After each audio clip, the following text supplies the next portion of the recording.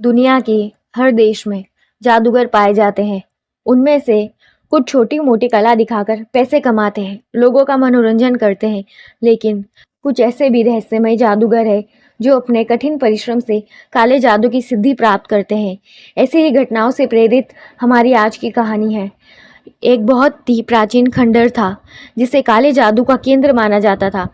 जिस किसी को भी जादुई शक्तियाँ सिद्ध करनी होती थी, वह उन्हीं खंडरों में जाकर सीमित प्रयास में भी कर सकता था। कई सालों से लोग उन्हीं खंडरों में जाकर काली सिद्धियाँ प्राप्त किया करते थे। एक बार एक चोर चोरी करके खंडर में आकर छुप जाता है। उसी वक्त एक अघोरी अपनी साधना कर रहे होते हैं। चोर की आहट पाकर अघोरी के ध्यान में बाधा उत्पन्न होती है, जिससे वह क्रोधित हो जाते हैं। अघोरी अपने काले जादू से पल भर में पता लगा लेते हैं कि चोर कहाँ छुपा है। चोर को अपने पास बुलाते हैं। अघोरी उसे चेतावनी देते हुए कहते हैं, तुमने मेरी साधना में विघ्न डाला है, इसकी सज़ा तुम्हें भोगनी पड़ेगी। लेकिन मैं जानना चाहता हूँ कि तुम इस खंडर में क्यों आए हो। तभी चोर अघोरी से कहता है कि मेरे सगे भाई ने मेरी सारी संपत्ति छीन ली और मुझे घर से बाहर निकाल दिया, इसीलिए मैंने रात को उसके घर का सारा कीमती सामान चोरी किया और अपनी जान बचाकर खंडर में आकर छुपा हूँ। अघोरी अपनी काली शक्तियों से चोर की बात का अवलोकन कर रहे होते हैं। उन्हें एहसास होता है कि चोर सच कह रहा है, उसके साथ धोखा हुआ। वह चोर को बदला लेने का एक अवसर देना चाहते हैं, इसीलिए चोर से कहते हैं, क्या तुम अपना बदला लेना चाहते हो। तभी चोर अघोरी के पैरों में गिर जाता है और कहता है, बाबा, क्या ये संभव है। अघोरी तुरंत पलटकर हाथ उठाकर कहते हैं, देखो ये खंडर, यहाँ काली शक्तियों का भंडार है। अगर इसका 1% भी तुमने प्राप्त कर लिया तो तुम दुनिया को अपने कदमों में झुका सकते हो, लेकिन इसके लिए कठोर साधना करनी होगी। क्या तुम इसके लिए तैयार हो।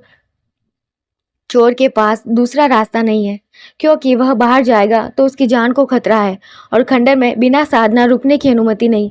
चोर तुरंत हाँ कह देता है अघोरी के साथ काला जादू सीखने के लिए। अघोरी सबसे पहले चोर को एक नया नाम देते हैं, दिशांग। चोर अपना नया नाम पाकर खुश हो जाता है।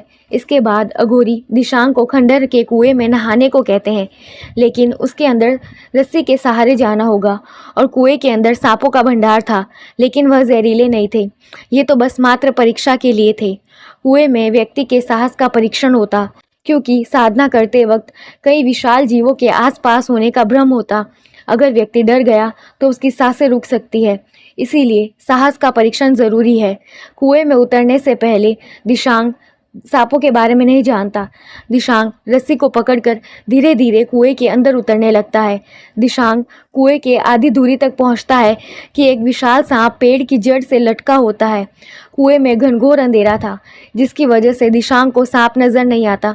दिशांग सांप से बिना डरे नीचे उतरता है। कुएं के पानी के करीब पहुंचते ही उसके गले में एक सांप धीरे से चढ़ जाता है। दिशांग को सांप की वजह से गुदगुदी होने लगती है। जैसे ही वह अपने गले में हाथ डालता है, उसे पता चलता है कि ये सांप है। दिशांग का हाथ तुरंत रस्सी से छूट जाता है और वो कुएं के पानी में गिर जाता है। कुएं के पानी में गिरते ही हजारों सांप उसके शरीर से लिपटने लगते हैं। दिशांग डर की वजह से चिल्लाने लगता है। तभी ऊपर से अघोरी की आवाज आती है, ये तो केवल शुरुआत है, पहली सीढ़ी है जिससे तुम घबरा गए। अभी तो ऐसी बहुत सी सीढ़ियाँ चढ़नी होगी। अघोरी की बात सुनते ही दिशांग को हिम्मत आती है। उसे समझ में आता है कि ये सांप उसे नुकसान नहीं पहुंचाएंगे, वरना अघोरी उसे नीचे कभी नहीं आने देते। वह अपने आप को शांत करता है और कुएं के पानी में डुबकी लगाकर रस्सी के सहारे ऊपर आने लगता है।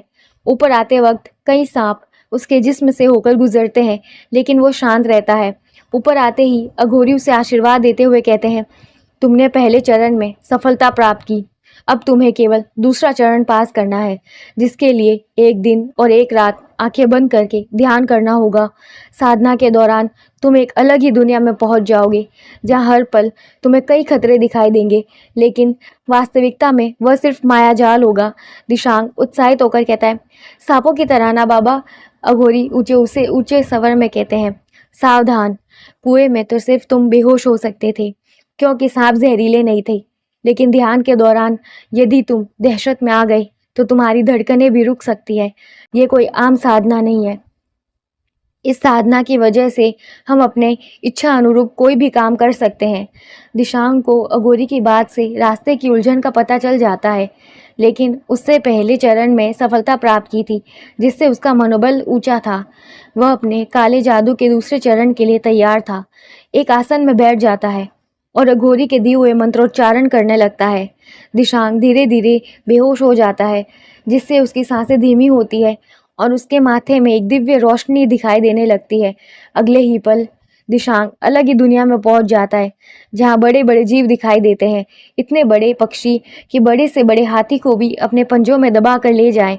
दिशांग साधना की वजह से अवचेतन मन में भी चेतन अवस्था में था। वह धीरे धीरे आगे बढ़ता है। उसे एक पेड़ के ऊपर छोटा घर दिखाई देता है। वह पेड़ की डाल के सहारे लटक कर ऊपर चढ़ जाता है। घर के अंदर बहुत ही स्वादिष्ट खाना रखा होता है, जिसे देखते ही दिशांग के मुंह में पानी आ जाता है। वह खाना खाने बैठ जाता है, लेकिन जैसे ही वह पहला निवाला अपने मुंह में डालता है, खाना उसके गले में फंस जाता है। वह गले में खाना निकालने के लिए छटपटाने लगता है। वह भागते हुए पेड़ के ऊपर से कूद जाता है। तभी उसे अचानक याद आ जाता है कि ये तो मायाजाल है। उसे बिना घबराए यह तकलीफ सहनी पड़ेगी। वह गले के दर्द को सहते हुए आगे बढ़ता है। उसे एक नदी दिखाई देती है। उसके गले में फंसा हुआ खाना निकालने का अच्छा अवसर दिखता है, इसीलिए वह दौड़कर नदी में पानी पीने घुस जाता है। लेकिन जैसे ही वह नदी के अंदर जाता है, खूंखार मगरमच्छ उसे चारों तरफ से घेर लेते हैं। मगरमच्छ उसकी तरफ बढ़ते हैं, लेकिन दिशांग बिना डरे पानी पीता है। उसे अब हर खतरा मायाजाल लगने लगता है। उसके इसी बोध के साथ उसकी आंखें खुल जाती है और वह काला जादू की शक्तियां प्राप्त कर लेता है। अघोरी उसकी साधना से खुश होता है। वह उसे आशीर्वाद देता है, जाओ दुनिया का कल्याण करो। और इसी के साथ काले जादू की तिलिस्मी कहानी समाप्त होती है।